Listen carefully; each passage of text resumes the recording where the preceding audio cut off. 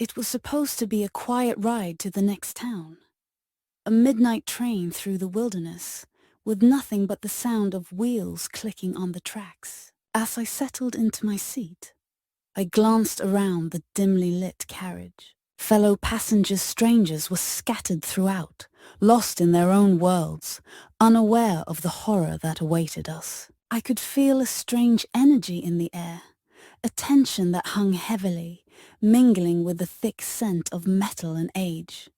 The train rolled smoothly at first, the rhythmic clattering of wheels offering a false sense of security. Outside, the landscape blurred into a thick blackness, only the occasional flicker of moonlight illuminating the treetops as we sped deeper into the wilderness. I pulled out my phone, the glow illuminating the faces around me, pensive, anxious. Little did we know, this journey was spiraling into a nightmare.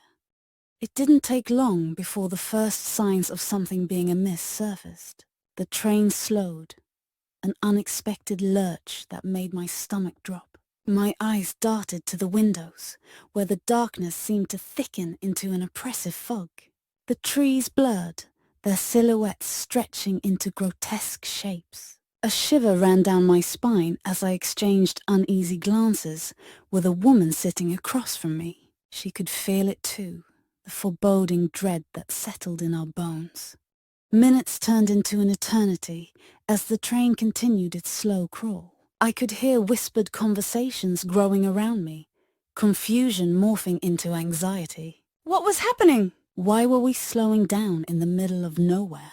I leaned closer to the window, straining to see anything that would reassure me we were still on track. Instead, I saw only a swirling void, the tracks below us beginning to fade, like old memories slipping from my grasp. Panic began to rise in the carriage like an insidious fog.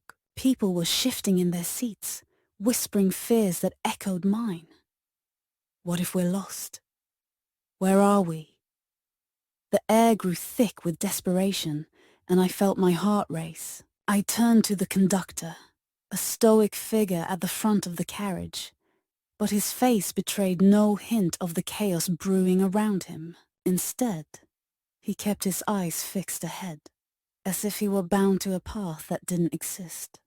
As the minutes ticked by, the eerie quiet seemed to deepen, punctuated only by the soft murmur of worried voices. Then it happened.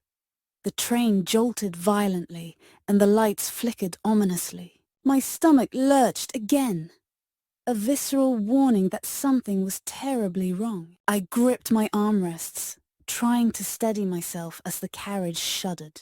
I glanced around. The expressions on my fellow passengers' faces were a mirror of my own terror.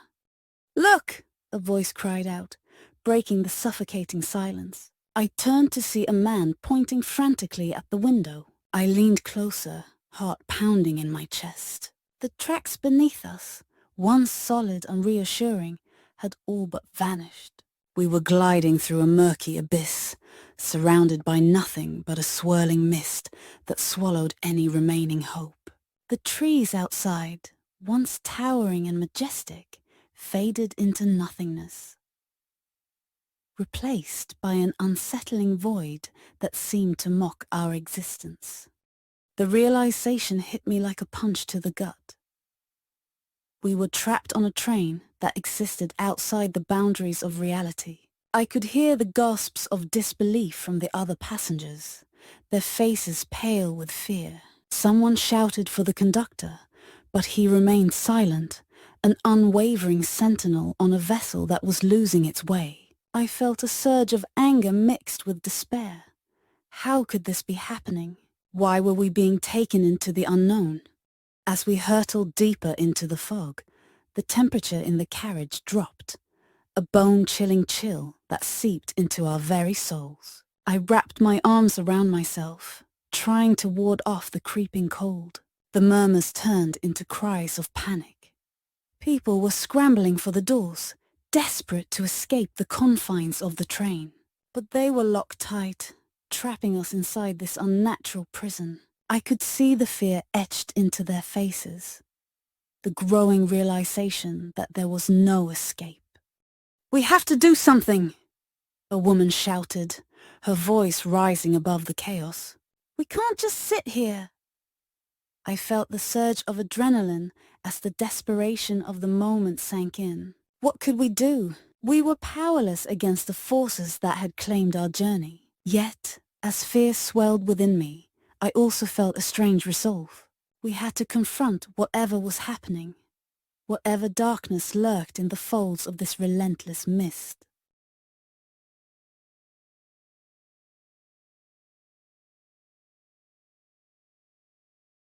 As if sensing our determination, the train lurched violently again, throwing me against my seat. I clutched the armrest, teeth gritted against the force. Outside, the fog swirled menacingly, its tendrils reaching out like fingers, trying to drag us into the void. I glanced around, my fellow passengers clinging to one another, fear reflected in every wide-eyed stare.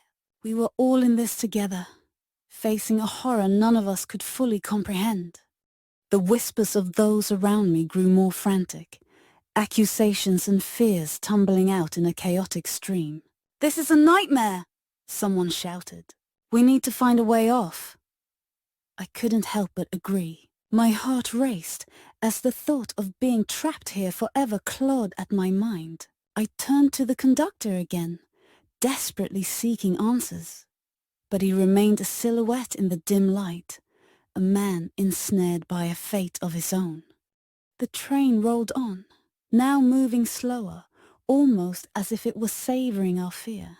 I could see the other passengers beginning to lose hope, their faces pale and drawn. We were slipping into a darkness that felt alive, pressing in on us with an almost palpable weight. My breath quickened. I had to do something. We all did. But as I looked around, I realized that not everyone shared my resolve. Some had already begun to accept their fate. The atmosphere in the carriage shifted, a thick tension enveloping us. I glanced out the window again, my heart sinking as I noticed something strange.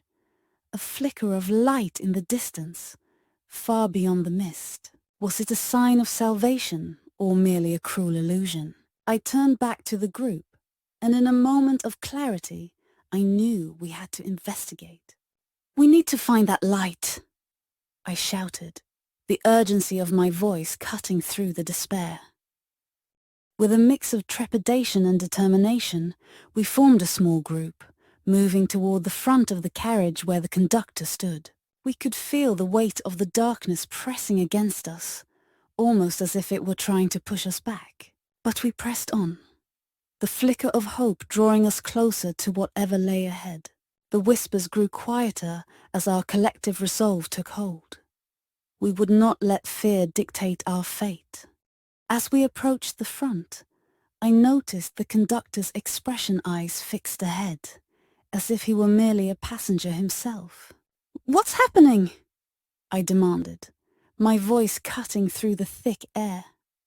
He turned slowly, a shadow of a smile crossing his lips.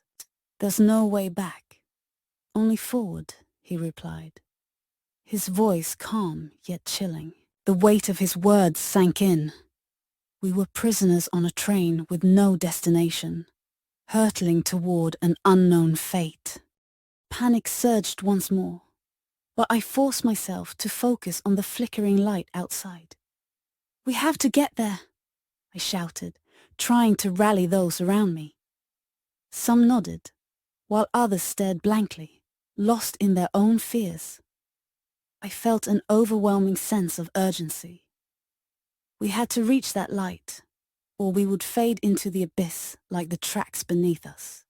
The train began to slow, and with it, the oppressive atmosphere shifted. I could feel the tension ease slightly, replaced by a flicker of hope as we closed in on the light. I glanced back at the others, their expressions a mixture of determination and terror.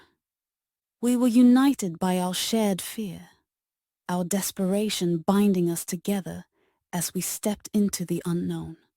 The flickering light grew brighter, illuminating the fog with an ethereal glow.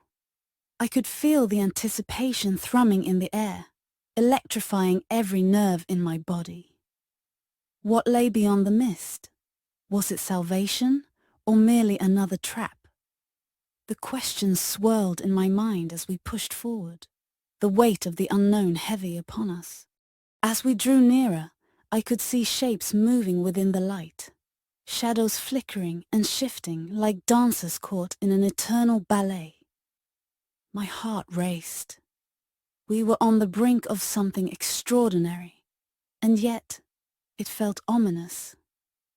I could hear the faint echo of laughter, but it was warped, twisted, a sound that chilled me to the bone. "Stay close!"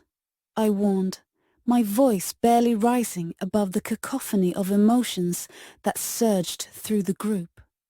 We were almost there, but something about the light felt wrong. As we stepped closer, the atmosphere changed once more. The air crackled with tension, and the laughter morphed into something darker, more sinister. I took a deep breath, steeling myself against the rising fear. "What if it's a trap?" I whispered, glancing back at the conductor, who stood like a statue, his expression unreadable. The others were equally tense, their eyes darting between me and the strange light that beckoned us forward. "We can't turn back now," someone murmured, their voice trembling. With a collective deep breath, we surged forward into the light. The moment we crossed the threshold, everything changed. The world around us shifted, the fog melting away to reveal an expansive landscape, barren and desolate, stretching into infinity. But there were no signs of life, only an empty expanse that felt more like a prison than a haven. Confusion washed over us as we looked around, realizing we were still on the train. The interior remained cold and dark, but the light outside felt suffocating, pushing us into a state of despair. The laughter faded, replaced by an eerie silence that enveloped us, tightening its grip like a noose. We were still trapped, still hurtling through an endless void. "What is this place?" Someone finally broke the silence, their voice echoing in the emptiness. "Is this our fate?" Panic surged once more as we faced the reality that we were not free. We were merely prisoners of a darker design. The weight of despair settled on my shoulders as I realized we had stepped into a realm where hope could not exist. The train began to lurch again, this time violently, throwing us off balance. I grasped the seat in front of me as we careened forward, fear rising in my throat. Outside, the landscape shifted and twisted, morphing into nightmarish shapes that threatened to swallow us whole. I could hear the gasps of my fellow passengers, their terror reverberating through the carriage. "Why we have to get off this train?" someone shouted, the desperation in their voice cutting through the chaos. I felt the urge to agree, but how could we escape this supernatural prison? The doors remained locked, our pleas falling on deaf ears. It was as if the train itself was alive, reveling in our fear and despair, pulling us deeper into its dark embrace. "There must be a way," I shouted, determination igniting within me. We couldn't let this be our end. We needed to find a way to fight back against the darkness that threatened to consume us. I turned to the others, searching for any glimmer of hope, any flicker of resolve that we could harness to break free. As I looked around, I realized that fear had not conquered everyone. A few brave souls had begun to rally together, their eyes alight with a fierce determination. "We can't let it take us," one of them exclaimed, and I felt a rush of strength surge through me. We were not alone in this fight. Together, We could resist the forces that sought to bind us. Fueled by our collective resolve, we moved toward the front of the carriage once more. The conductor stood as a sentinel, his gaze unyielding.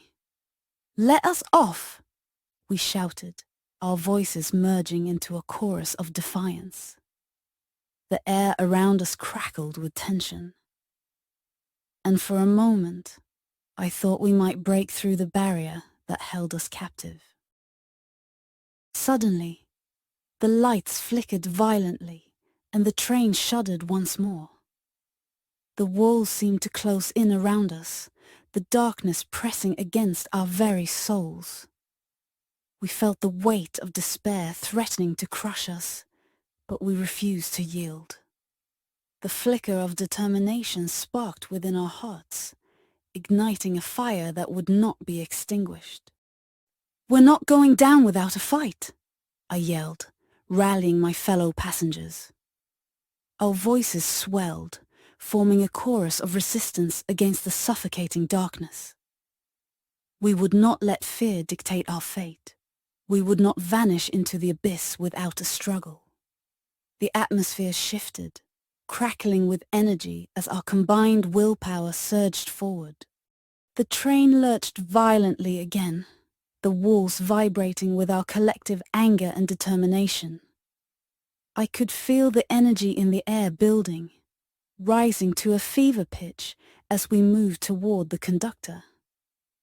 The flickering lights seemed to respond, growing brighter, illuminating the darkness that threatened to consume us. "Open the doors!" we shouted, the demand reverberating through the carriage like thunder. The conductor's expression remained unchanged, but there was a flicker of uncertainty in his eyes. It was a moment of weakness, a chink in the armor of our supernatural captor. We had found our opening, and we would not let it slip away. The air around us crackled with electricity as we pressed closer, our voices merging into a singular demand. "We will not be your victims," I shouted, and the energy surged, a palpable force that resonated through the very fabric of the train. In that moment, we became more than just passengers. We were warriors fighting against the darkness that sought to claim us. The conductor's expression shifted, the mask of stoicism cracking under the weight of our resolve. The lights flickered violently, and with a final surge of energy, the doors flew open, revealing a swirling mist beyond.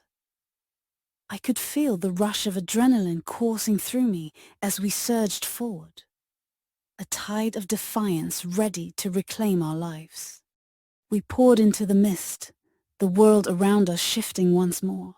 I felt the oppressive weight lift as we stepped into the unknown, the air crackling with the remnants of our battle against the darkness. It was a strange sensation, as if we had broken free from the chains that had bound us for so long.